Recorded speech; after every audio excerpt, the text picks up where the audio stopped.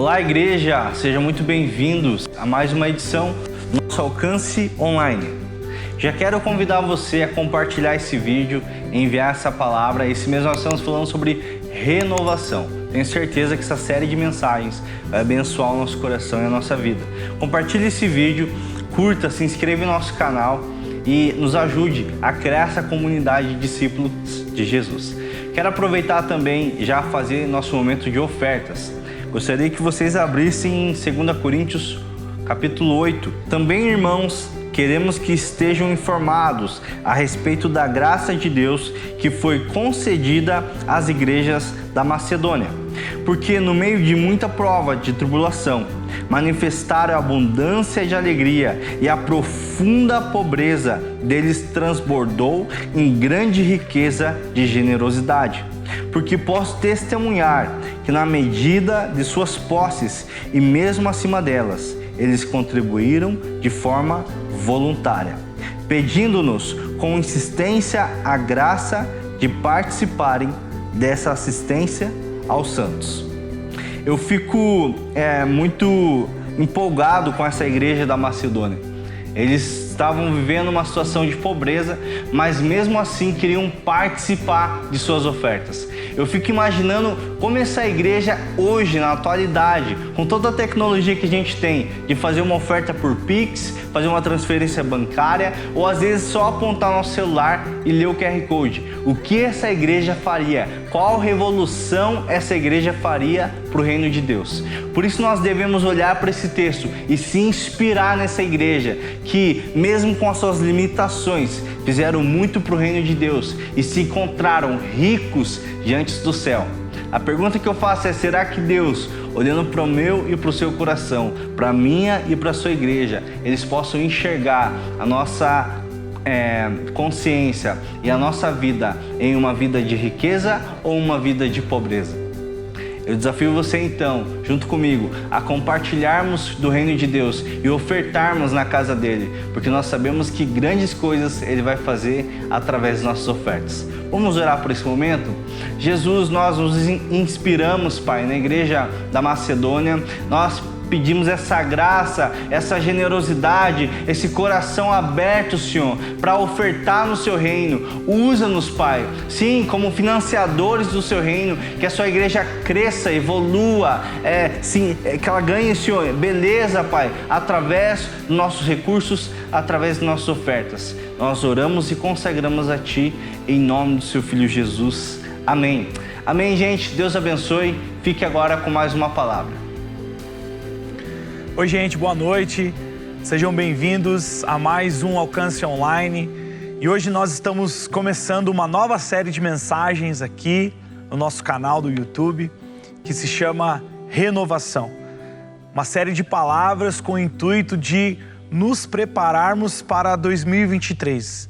E de repente você pode pensar: pastor, falta pouco mais de um mês ainda para o ano que vem. E é exatamente por isso que nós estamos nos preparando para 2023. Então, se você acompanhar essa série de palavras, que eu tenho certeza que vão abençoar demais a sua vida, você colocar em prática todos os princípios que nós vamos passar aqui para você, eu tenho certeza que você vai ter tempo hábil para se organizar e fazer de 2023 um ano de muita bênção. E eu quero começar essa série de mensagens falando sobre propósito. Renovação, renove o seu propósito. E o texto que eu gostaria de ler, para dar base no que nós vamos falar aqui, está lá na carta de Paulo a Timóteo, primeira carta de Paulo a Timóteo, no capítulo 1. Nós vamos ler dois versículos, o versículo 5 e o versículo 18. Então acompanha comigo 1 Timóteo capítulo 1, versículo 5 e depois o versículo 18, a palavra diz assim: o objetivo desta admoestação é o amor, que procede de um coração puro, de uma boa consciência e de uma fé sem hipocrisia. Olha o versículo 18. Esta é a admoestação que eu faço a você, meu filho Timóteo, segundo as profecias que anteriormente foram feitas a seu respeito, que firmado nelas você combata o bom combate. Vamos orar?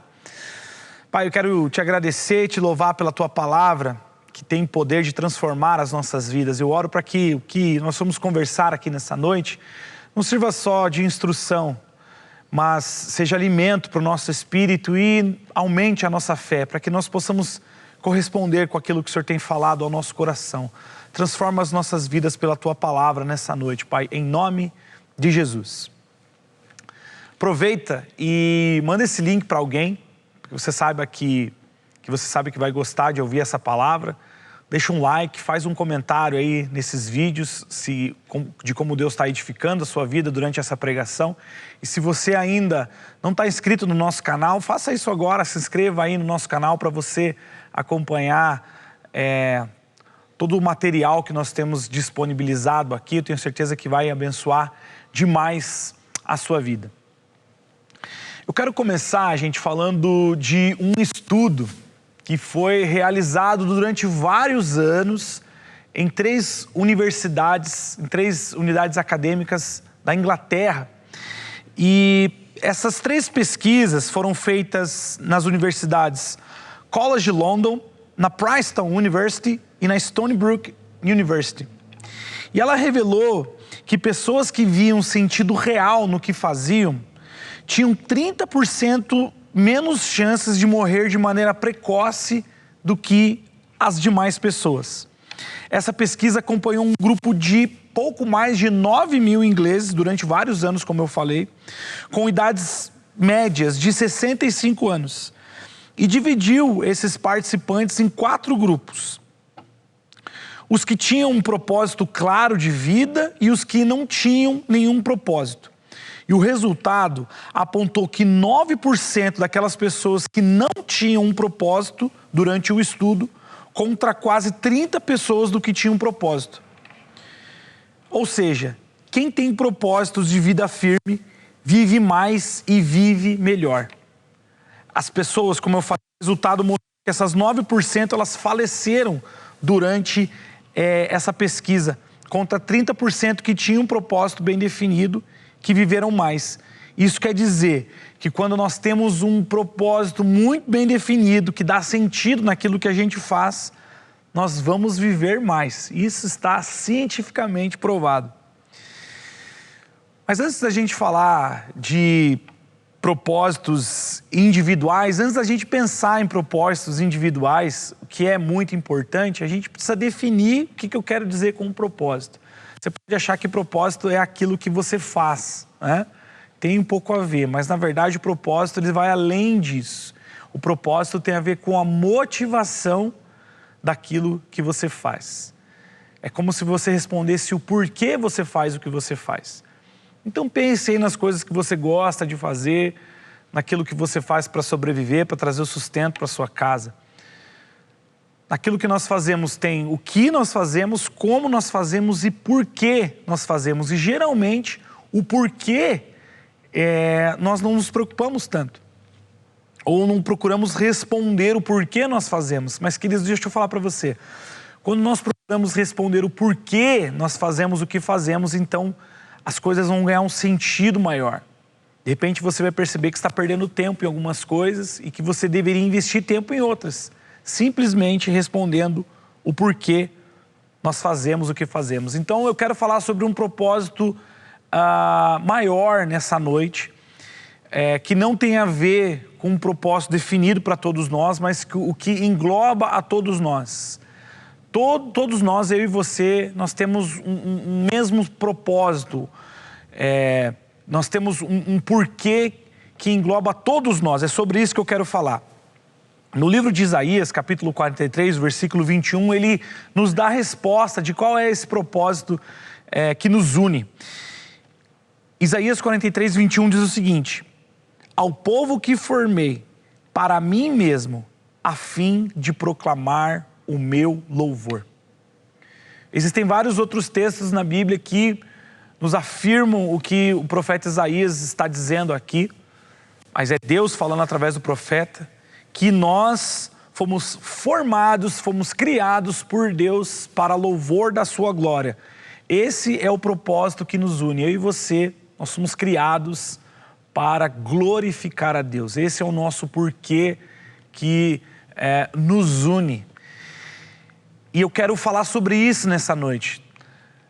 Talvez você tenha vários desafios para 2023, sonhos, projetos, ideais, coisas que você precisa começar a fazer, coisas que você precisa deixar de fazer, coisas que você precisa melhorar, né? Mas eu tenho certeza, se você colocar antes de tudo isso o propósito maior, que é glorificar a Deus, você vai ter base, você vai ter fundamento, você vai ter sustentação para fazer muito melhor o que você precisa fazer.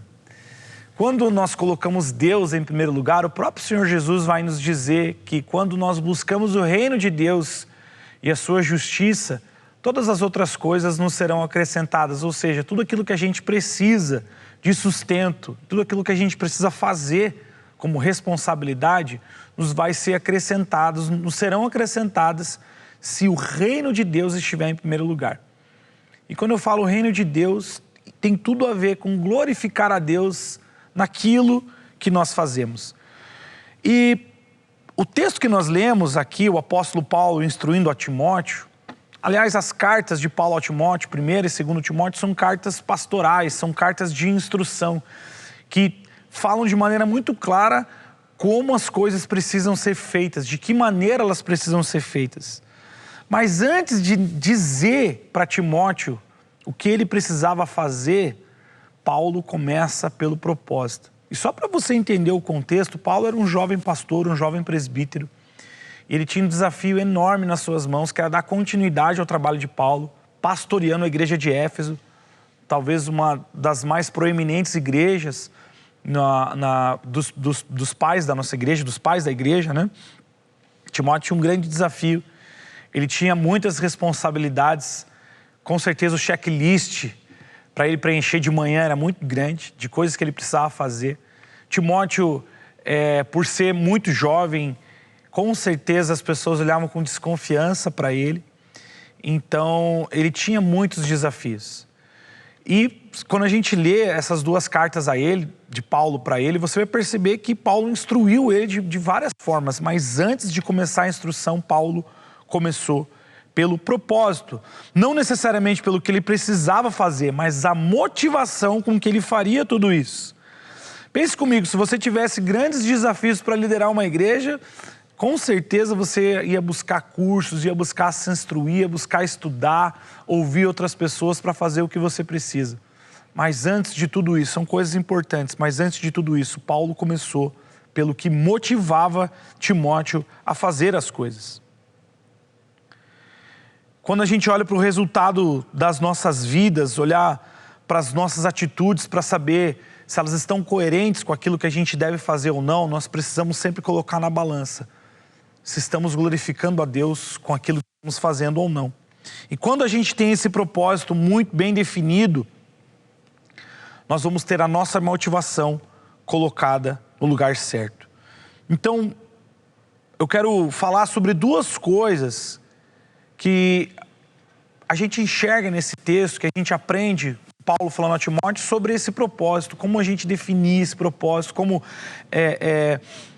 estar ligados a ele, para que todas as outras coisas fluam a partir dele. Então, para que eu e você tenhamos um propósito, o propósito de glorificar a Deus, né, muito bem definido, nós precisamos entender que esse propósito ele vai começar no amor. Versículo 5 de 1 Timóteo, no capítulo 1 que nós lemos, ele é central para toda a carta. Ele começa falando que o objetivo desta admoestação, essa correção, essa instrução que eu vou fazer para você aqui, Timóteo, o objetivo dela é o amor. E ele fala que o amor proceda de um coração puro, de uma boa consciência, de uma fé sem hipocrisia. O objetivo de Timóteo, em tudo aquilo que ele faria, em tudo aquilo que ele precisava fazer, era o amor. O objetivo do amor tinha que estar em primeiro lugar. Então perceba, Timóteo ele tinha que combater falsas heresias, ele tinha que formar novos pastores, ele tinha que dar direção para jovens, adultos e velhos, ele tinha que falar para crianças, ele tinha que falar para viúvas, ele tinha que fazer muitas coisas. E ele tinha que cuidar da sua própria família, ele tinha que cuidar da sua saúde. E ele não cuidava de uma igreja, ele cuidava de várias igrejas. Então ele tinha muitos desafios. Mas o objetivo de todos esses desafios precisava começar e terminar no amor. Porque se Timóteo tivesse um outro objetivo com todas as suas ações, ele ia se frustrar. Ele não ia obter sucesso, ele ia desistir. E o que a gente percebe aqui é que nós precisamos ter isso muito bem definido, querido, porque se aquilo que nós fazemos tem um fim em si mesmo, ou seja, se o fim do que você faz é ganhar dinheiro, se o fim do que você faz é se promover, se o fim daquilo que você faz é você aparecer, vai chegar uma hora que nós vamos nos frustrar. O primeiro objetivo precisa ser o amor, precisa ser o fundamento, ele precisa ser o principal. E é isso que nós aprendemos com Paulo, ensinando a Timóteo aqui. Timóteo tinha que se preocupar com a sua real motivação, que deveria estar enraizada no amor. E quando nós fazemos isso, nós precisamos entender que valorizar o amor é valorizar aquilo que Jesus Cristo fez, está continuamente fazendo e ainda vai fazer.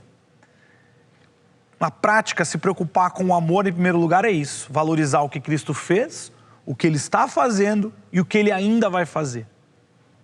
Isso abre os nossos olhos de uma forma muito incrível. E eu queria que você fizesse um pequeno exercício agora. Se você está sozinho ou você está com alguém, você consegue perceber o que Jesus Cristo fez na sua vida? Você consegue perceber o que Jesus Cristo está fazendo? E você consegue ter uma noção daquilo que Jesus Cristo ainda vai fazer? Porque, queridos, quando nós nos preocupamos com isso, quando temos isso em mente, muitas coisas que estão à nossa frente ganham um sentido diferente ou perdem totalmente o sentido. Pense comigo, se você precisa realizar uma coisa, algo que Jesus Cristo não está presente, se você tem o desafio de começar alguma coisa na sua vida onde Jesus Cristo não está presente, você simplesmente deixa de lado.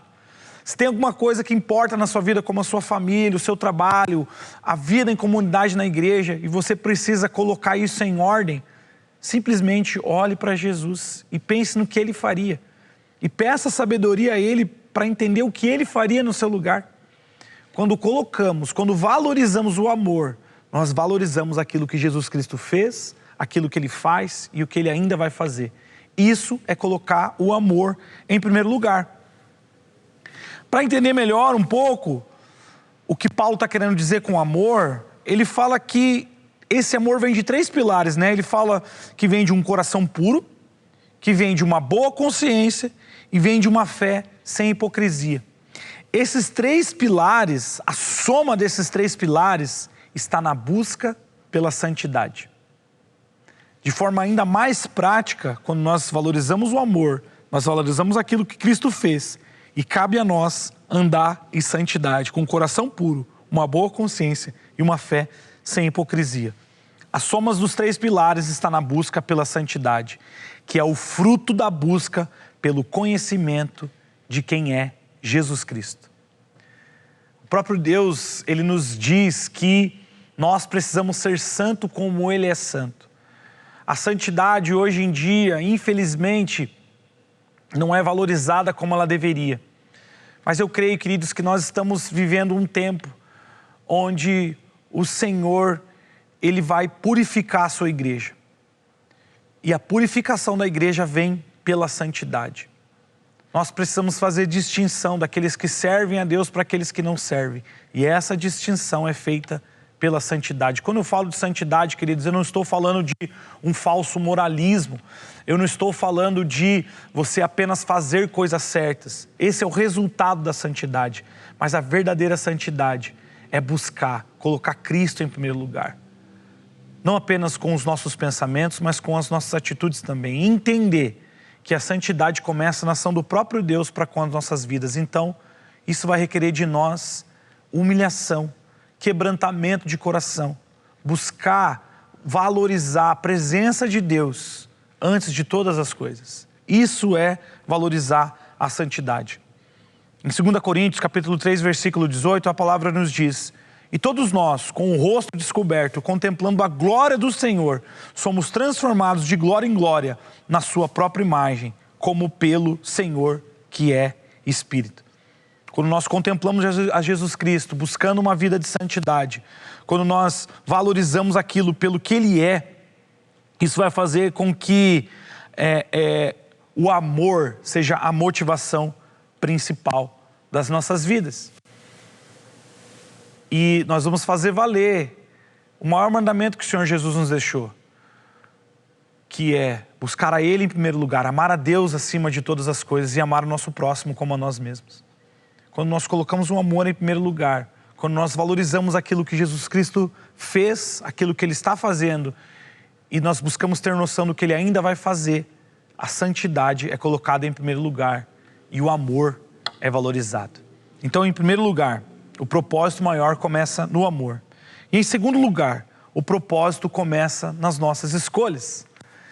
Eu estou falando aqui de coisas que parecem ser óbvias, mas olha o que o texto nos diz e como isso fica rico quando a gente parte da Bíblia. No versículo 18, Paulo lembra Timóteo das profecias que ele havia recebido. Ou seja, as palavras que Deus já havia lhe dito e que baseado nelas ele lutasse o bom combate. O que isso quer dizer? Perdão. Baseado naquilo que Deus diz para nós todos os dias, nós fazemos as nossas escolhas. E nós escolhemos pelo bom combate. Se Paulo está falando de um bom combate, isso quer dizer que existem os combates ruins, ou seja, lutas que nós não precisamos lutar, coisas que nós não precisamos fazer. Pense comigo em todos os desafios que você tem, as pessoas que fazem parte da sua vida, né, os problemas que você precisa resolver, os boletos que você precisa pagar. Queridos, o que Paulo está nos instruindo aqui é que quando nós lembramos daquilo que Deus nos diz, nós fazemos as melhores escolhas, nós escolhemos os bons combates. Paulo está dizendo que nós vamos ter desafio, ele chama de combate, isso quer dizer que vai ser difícil, que vai exigir esforço, que em grande parte das vezes isso vai doer, mas se escolhermos o bom combate e se valorizarmos as palavras de Deus, isso quer dizer que seremos bem-sucedidos naquilo que fizermos. Paulo estava lembrando e fortalecendo Timóteo acerca do que ele deveria priorizar, independentemente das circunstâncias. Ele deveria se manter focado, ele deveria se manter preparado. A palavra para combate aqui no grego quer dizer estratégia, que ela está relacionada ao serviço militar. Esse era o comportamento que Timóteo deveria ter, como um soldado alistado para a guerra. Eu sou uma pessoa que gosto muito de assistir filmes com conotações militares, com conotações de guerra, e nesses filmes a gente percebe o comprometimento desses soldados com a causa. Eles sofrem por aquilo porque eles sabem pelo que e por quem eles estão lutando. Quando Paulo faz essa alusão, ele espera o mesmo de Timóteo, ele espera o mesmo de nós, que nós estejamos completamente focados, preparados naquilo que nós temos que fazer, naquilo que Deus nos instrui a fazer. Eu pergunto para você, quais são os seus combates? O que Deus te chamou para fazer? Quais têm sido as suas escolhas? Quais têm sido as suas distrações? Talvez Deus comunicou para você algo há muito tempo e você se frustrou com os resultados ou com a demora dos resultados, você se frustrou com pessoas ou até mesmo com você pelo seu comportamento. Vai chegando o final do ano, né, a gente começa a olhar para trás, para as coisas que a gente fez e as coisas que a gente deveria ter feito e principalmente aquelas que a gente não fez.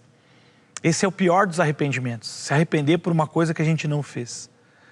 Mas, queridos, a graça do nosso Senhor e a misericórdia dele se renovam todos os dias. E uma coisa, um dos atributos de Deus, uma das características de Deus que é provada pela sua palavra, é que quando nós damos um passo em direção a Ele, Ele dá 10 em nossa direção. Deus quer que você seja bem-sucedido. Deus quer fazer com que você avance no propósito que Ele tem para você. Então pense em tudo isso que eu falei. Se você desistiu, é a hora de você reconsiderar. Se você está cansado, é a hora de você descansar, mas nunca desistir. Nunca desistir. O que vai te manter no propósito são as escolhas que você faz, baseados no que a palavra te diz.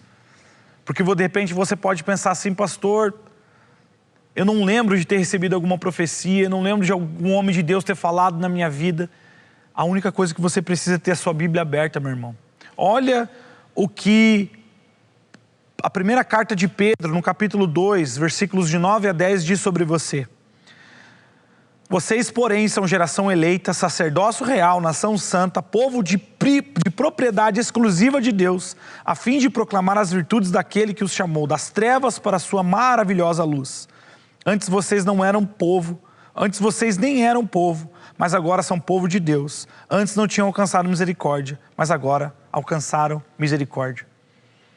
Essa é a promessa de Deus para a sua vida. Você faz parte de uma raça eleita, de um povo exclusivo, de uma nação santa, que foi criada para manifestar as glórias e as virtudes desse Deus.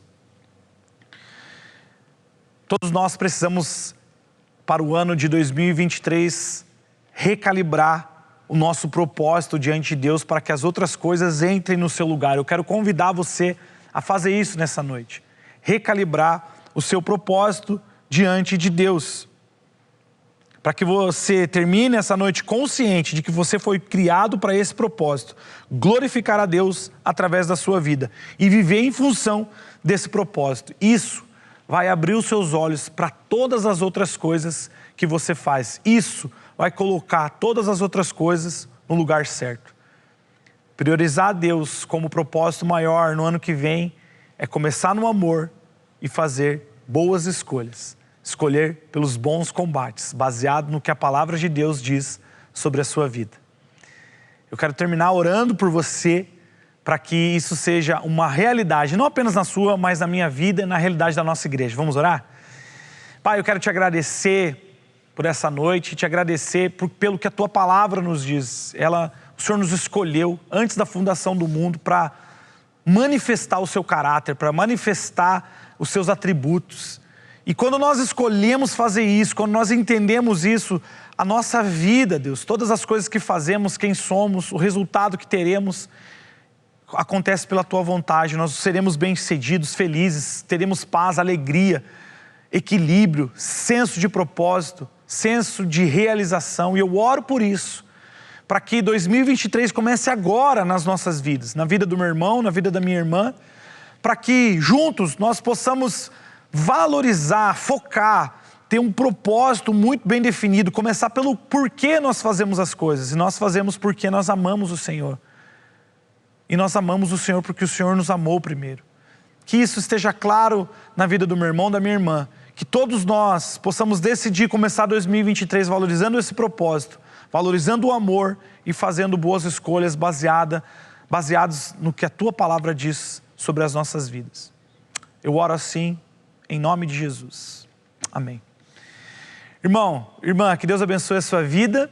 Na semana que vem nós vamos continuar aqui com essa série de mensagens sobre renovação para que 2023 seja um ano excelente. Que Deus abençoe a sua vida e até uma próxima.